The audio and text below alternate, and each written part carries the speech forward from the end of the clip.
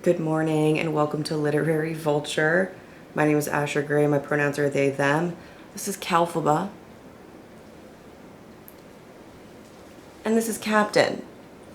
Probably gonna catch some glances of both of them. He's very up, down lap, and I shall not deny him his lap, so bear with that. Here we are at December 1st, which is absolutely insane. So for me, that means it's time to do a little November reads post-mortem. It's really hot.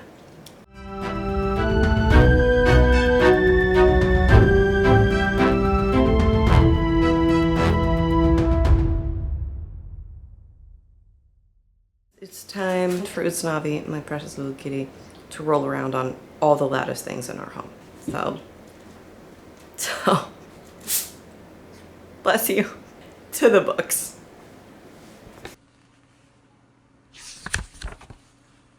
I could have sworn I read more in November, but I guess I didn't. And I think it's because I did a lot of reading in November, but I didn't do a lot of finishing in November. I'm still working on a book called, you can see that, right? A book called So You Think You Want to Do Musical Theater, or it's called So You Want to Sing Musical Theater, a guide for performers. Okay. You couldn't see that, but that is what it's called. And that's not it's very fun to read, but it's not a fun casual read, so I'm taking that one very slow because it's basically homework. I'm also slogging my way through Son of a Witch. Focus. It won't, but you get the point. Son of a Witch. Still slogging my way through that. It's just a little not as fun to read as Wicked because I don't give a fuck about this stupid little boy, to be honest. But that's okay. We'll get through it. Doing a buddy read of The Song of Achilles, so I'm reading at other people's pace on that, which is fun and cute. Also doing a buddy read on The Hidden Hand, and that one's going to be a while because I'm reading it with my brother, who is also reading Song of Achilles with me, so we're going to finish Song of Achilles first and then go to that one. And he lives in Scotland, and we read it like out loud at the same time. So as time permits, we'll get through that. And then I have some situations here where the books are showing up in my November collage, but actually I finished them like November 1st or something.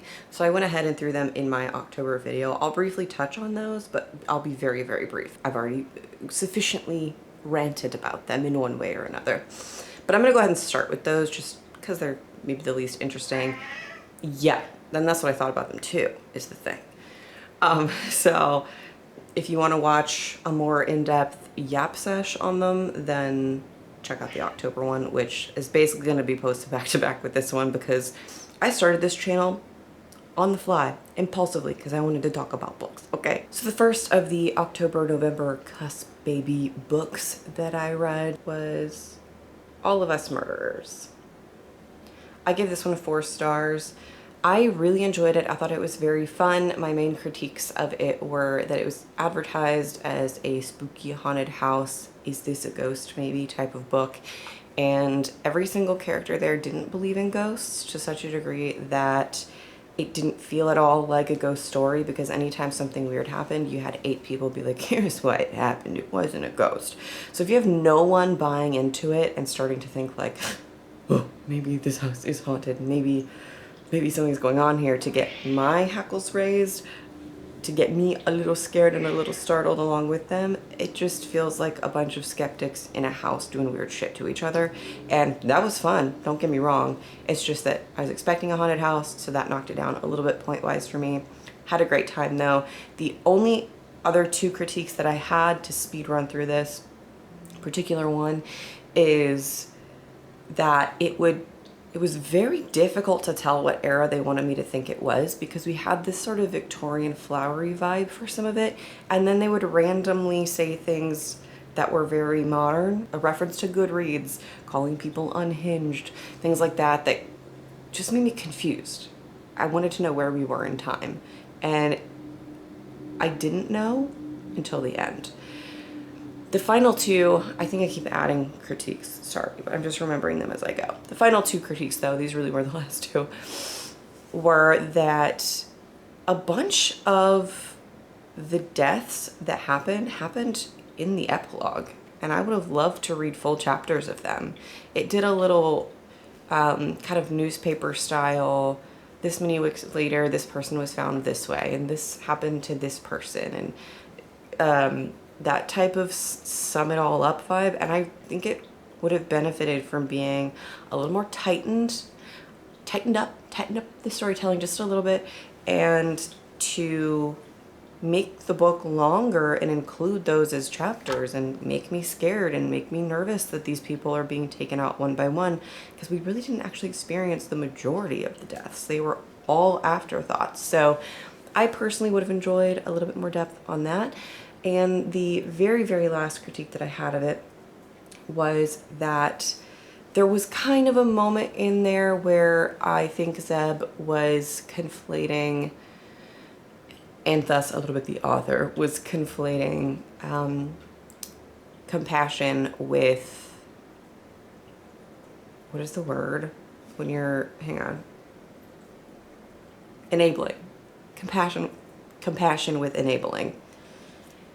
And he was giving someone who was a proven rapist and a murderer a chance just because they were related to him, and the chance didn't last long. It was quickly rectified, which really, really helped my score, because it was about to really tank the whole book for me if it was going for a forgiveness angle for something like rape and murder. Maybe not. Maybe we don't let some things go. We don't let some things off the hook, you know? So those are the things that impacted my score of it, but I had a really good time reading it. I could see myself bringing it on a plane and casually reading it on a nice little winter journey at some point. Again, rereading it is what I meant. Yeah. So I did overall really like it, and I do think it's worth checking it out if that sounds like your style of book. The second cusp baby October-November read was Disappoint Me. Let me get it pulled up. Disappoint Me by Nicola Dinan? Really good author. This was seconds away from a 5-star for me. I think I gave it, I'm pretty sure Disappoint Me was a 4.75 stars for me. It was seconds from being a 5-star though. I recommend this book to every human in the world. I thought it was beautifully written. The author is, yes, a storyteller, but also there's so much of a poet type of vibe to it. Things are just described in this emotionally colorful, realistic, beautiful way where it's, yes, a day in the life, but it's told in this humanized yet romanticized way that, I don't know, I just found the writing style to be really beautiful and easy to follow. It was very easy to care about certain characters, or at least be invested in what's happening with them, even with very little information at times, because of the way it was presented. But very quick summary is, this is a Chinese American trans woman in her dating life. It really kicks off with one particular guy that she ends up dating and really liking. And then he has this sordid, horrible past with being a transphobe that she doesn't know about. And we get to learn how she wants to handle that, and to just, she kind of has to decide, do I believe that he's grown and changed, or is it worth breaking up with him over this? The ending is open-ended. It leaves you with the options she's weighing, and it kind of lets you think about what you would want to choose and decide for yourself, which I do think is a really beautiful approach to that, and I totally see why the author went for that. I'm super fine with artistic endings like that, so I do think it was called for and it was really interesting. The only reason it didn't go up to 5 stars was because it bothered me so very much, and I probably ranted about this a really long time in my October video, so I am going to keep it short, but I do recommend jumping over to that because I really want to know other people's perspectives on that. because when it comes to cisgendered men and also protecting trans people and knowing what it's like to date as a trans person, I am no mercy with my boundaries and with things that are or are not okay, especially with women. And so I'm curious if there are more or less severe takeaways than mine. I'd love to hear from you. But basically what really dinged it for me, not making it a 5-star, is that Maxie, she goes by all of them, that's the lead, and then Vincent is the guy that she ends up dating. Vincent has a best friend who physically assaulted, beat the hell up a trans woman in Vincent's past, just as an all-out hate crime. And Vincent covered it up for his best friend for years. They had a brief falling out over it, and then they got back together as best friends, and they've been best friends ever since, and he's continued to cover it up. And she finds this all out in the end, and also during just the worst possible personal circumstance for her to find that out in. There's not a good one, but it was kind of a perfect storm of, wow, more bad news type of thing. And my main issue isn't that you can't forgive something like that, although I have to be honest, I don't think any cisgendered female attracted man is worth forgiveness of that degree. I think if he had had a background of confusion or an evolution of belief of, there's a lot of people, including myself, I was born and raised in Texas, a lot of that as a Baptist. So, you know, being queer in any capacity was a sin and was wrong, and there wasn't really room for questioning that. So I was taught that being transgender was a mental illness or a demon possession, which I never believed, or, you know, there's all these extreme things that you're taught about what that means. And in certain cultures, in certain households, it's really hard to even have room to investigate it, to question it. So I do understand a journey of thinking it's wrong, thinking it's, you know, maybe just something sad, like thinking it's a mental illness, thinking all of these things, and then learning like, wow, I was really wrong and evil and stupid for thinking that stuff. And that's not true. And now I'm like apologetic and whatever, and my kids, I'm trans, which happens a lot. There's, I think, a lot of room for allowing people to evolve into a more educated, more understanding, more empathetic place when it comes to most things, including being, you know, once transphobic and then no longer. We gotta have some wiggle room for growth for people. However, also too, comma, exclamation point, I think that it gets to another level when you are low-key participating, high-key covering up a full-on assault. That's born of a hate crime. I think when you're going, exploratory opinions or questions that I'm asking about something I don't yet understand, we can forgive it and be patient with it. I think if you're going, yeah, I watched my best friend, who is still my best friend, who I still hang out with, who I introduced my trans girlfriend to without telling her, maybe that's not something we get patient and forgiving with. Anyway, I still think that's just a solid no. That's just not something you forgive. You know, I don't think any woman, trans or not, would be wise or healthy to subject herself to a cisgendered man like that. But anyway, even if people disagree with me and there are women or people out there that would be willing to forgive somebody who did something like that and claimed that they changed, I saw that there was no part in the book where Vincent actually apologized, and the way that he responded when Maxine found out was so fucked. And initially when they found out, the whole house was stoned, so they argued about it, and he just kept saying that it was a long time ago and basically wanted her to get over it. He just kept insisting it was a long time ago and I've changed, and it was a long time ago and I've changed, and she would talk about how it made her feel. And he would just circle back to that same argument. And I thought when I was reading, this is because they're stoned, we're gonna get like a final couple chapters where he's like, fuck, I can't believe that's how I responded. I was so stoned. We didn't. Instead, we cut to him in his apartment thinking about how he can't lose her, he can't lose her, he can't lose her, and he loves her and he can't lose her. And so to me, all I'm hearing is that he wants what he wants despite what he did. He never said he was sorry, that he was wrong, that he understood if she wanted to leave him, that what he did was abhorrent and disgusting, that he never specifically apologized for anything or vaguely at all. But there was no real remorse shown, just fear that he would lose his girlfriend that he likes because of actions he did that he really, I'm not sure that you've changed that much. If you are, actually, I'm not sure that you changed at all. If that's something that you kept from someone at all, but especially if they are a trans woman and you're introducing them to someone who has a record of hate crimes against trans women. And then you don't really apologize for it. So anyway, Vincent's a piece of shit. I want to flush him down the toilet.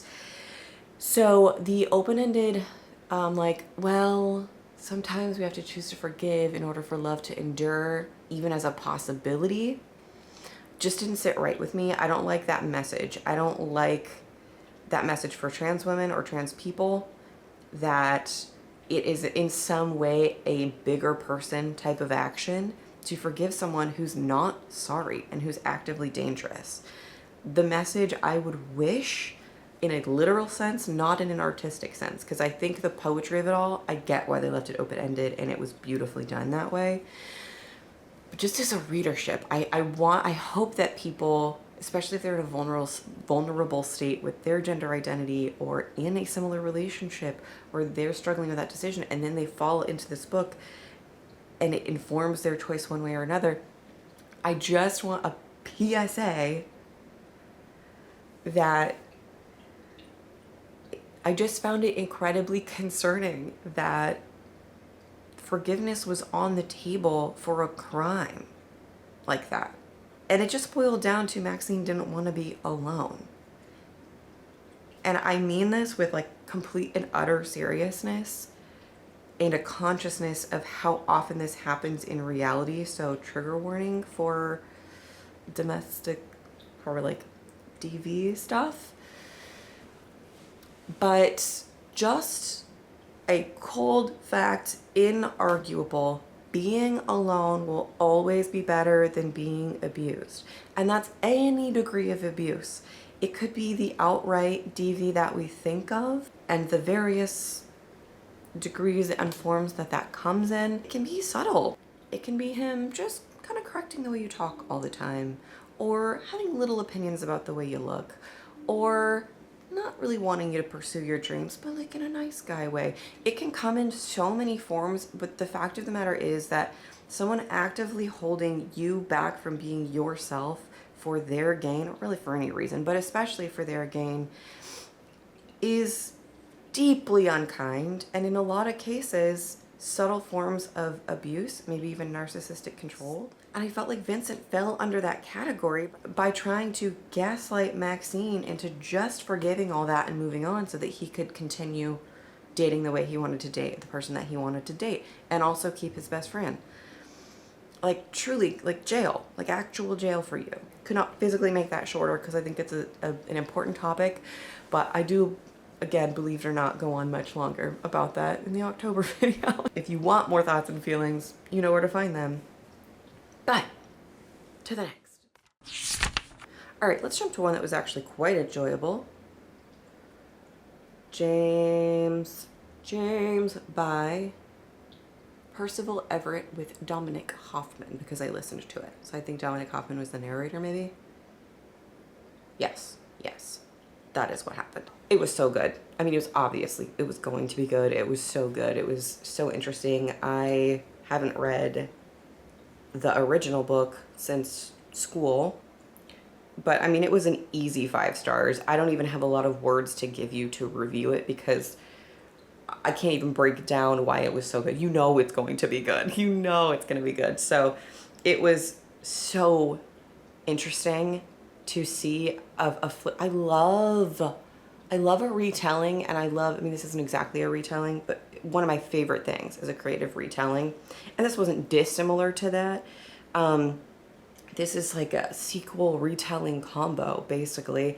And to flip to another perspective of a classic story, it just is one of the most enjoyable experiences in the world to me. I love it so much. To give new life to an old story, and in this case, because of a ridiculously important perspective, I mean, it was going to be a complete and utter banger, and it was. I cannot recommend it enough. I mean, it started and I was like, okay, so you're a 5-star. I love the way it's written. I really enjoyed the narrator. I'm incredibly picky about audiobook readers. They can certainly make or break a book experience for me. But I had a good feeling about this one, and it being such an important book, I would have just read it with my hands if I felt like the narrator was impacting it, and they did a fantastic job. It was beautifully done, and I definitely think everybody should read that book. Again, I wish I had more in-depth things to say about it, but most of us who are reading that book already know the story, what it's about, and what's going to be important about it. And I don't know, I also just feel like I want you to just go read it. I don't want to totally fill you in on everything. Just know it's really good. It's a 5-star. Go read it. There were some things I forgot because I hadn't read the original in so long, and then also some of the things that were added, elaborated upon, things like that. I was cleaning, listening, and I'm walking down my hallway, and it was a spot, and I was like, oh! Was that in the original? And I still don't remember, but it was a really fun twist, if not, and if it was a fun way to get jarringly reminded. I was like, no fucking way. On to the next. We're doing a little positive, negative vibe right now. Nothing but blackened teeth. Haunted wedding venue, ghost bride, lots of teeth, horror, good time. That's definitely something that should be up my alley. My issue with it was that it sucked. You know, I try to be articulate and say things nice, but that just slipped out. And it's true. I'm sorry. It was not an enjoyable thing to read for me.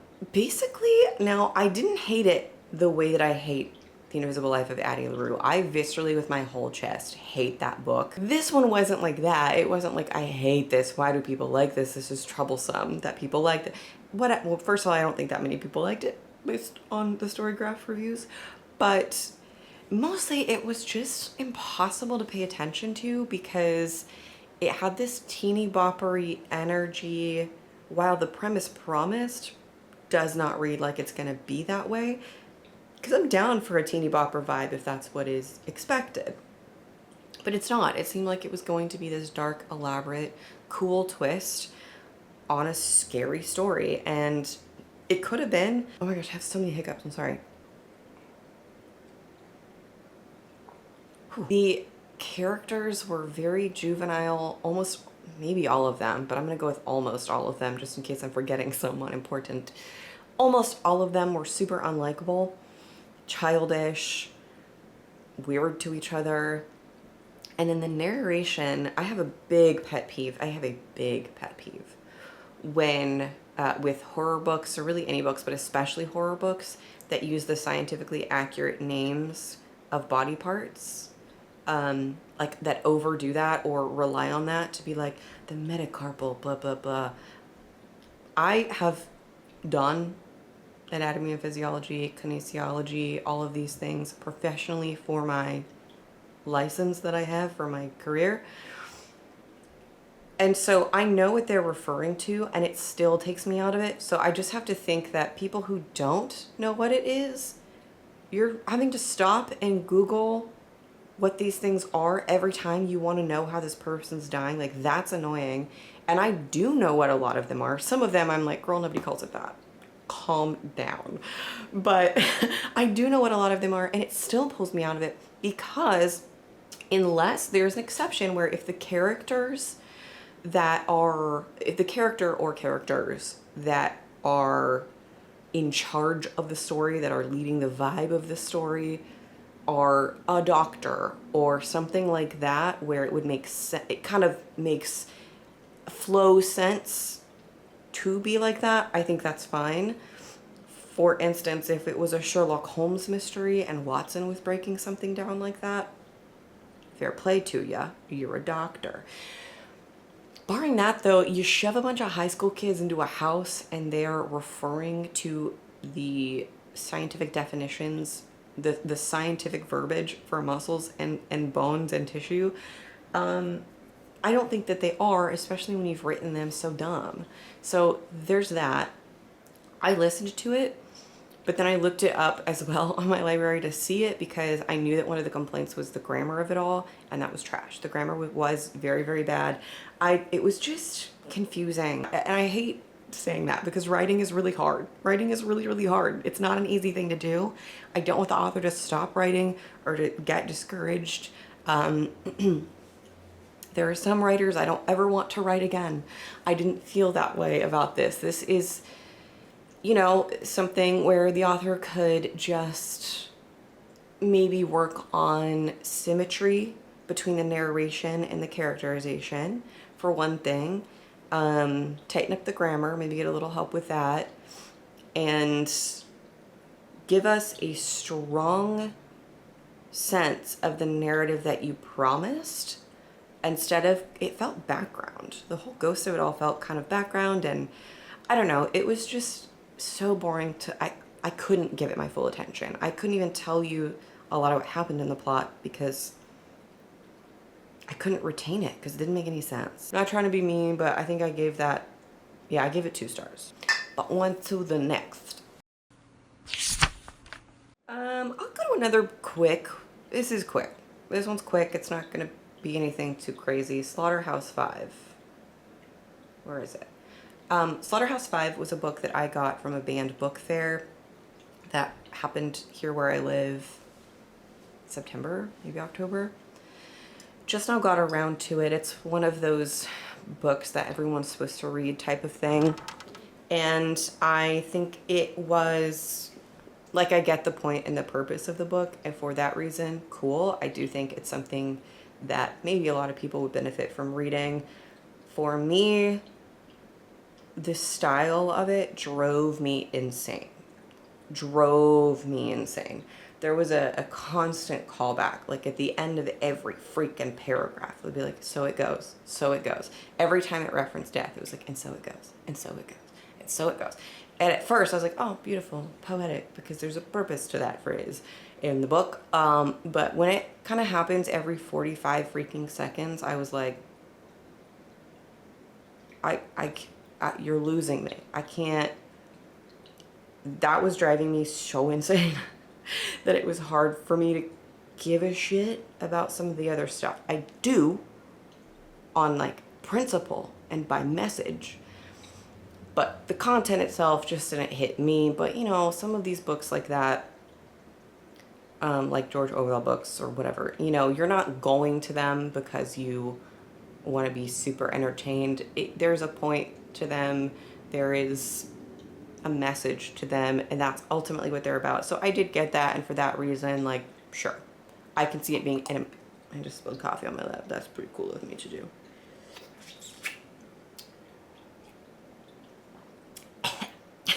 Like, it's actually the morning. I got out of bed and I set my camera up and I started this. Haven't even gotten ready. This is my real first cup of coffee. I'm a mess right now. It's important. It's an important read. I get it. It just was not enjoyable. I've said it definitely in my vlog, I think on this channel too, but I have ridiculous pattern recognition. So some of that could be so not a problem to other people. But for me, once repetition happens enough times, it just gets louder and louder in my head because I'm already so primed to retain patterns that when they're so blatant like that, it feels borderline overstimulated. I'm like, we get it, so it goes, shut up. So that might also just not even be a book flaw at all. And just be a my brain thing. So you might have no problem with it, and please tell me in the comments what your experience with that was, but that just got to me so much that it impacted my enjoyment quite substantially. So what did I end up giving it? Let's see. I gave it nothing. I didn't rate it. If it's like in this scenario, objectively an important thing to read, but I didn't like it, I'm not going to give it a negative rating and dissuade people from reading it. It should be read. It's just not what I would say is enjoyable. So I can't give it a good score, but I also don't want to give it a bad score, so I just don't give it any score. So that's what happened with that book. I'm super anti-war, pretty dang anti-military, so for me that wasn't a lesson that I needed. I agree with the no fightery of everything. So yeah, I guess I didn't need the impact of it, where maybe somebody who does need the impact of it would feel differently. I hope those were full sentences that made sense. But anywho, on to the next. Similar vein, well, that's not true. Not a similar vein as the last one, but kind of. You'll see what I mean. So the next one is OG, Mary Shelley, AO, Frankenstein. The Frankenstein. Yeah, Frankenstein. The 1818 text. Watched the